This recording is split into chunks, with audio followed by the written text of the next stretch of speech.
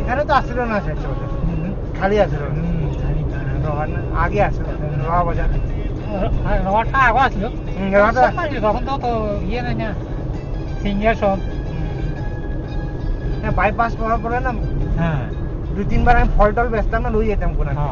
গাড়ি থামায় না সাজা রাখতাম দেখতে সুন্দর লাগতো এখন তো এটা বন্ধ হয়ে গেছে বন্ধ মানে না ওই নিচে যেতে লাগবো নিচ থেকে যাইবো ওখানে